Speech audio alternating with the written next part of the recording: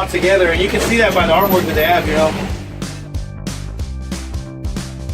Another way of involving community, bringing students together, our future, bringing the adults together so all of us can take ownership and pride in what we're all about.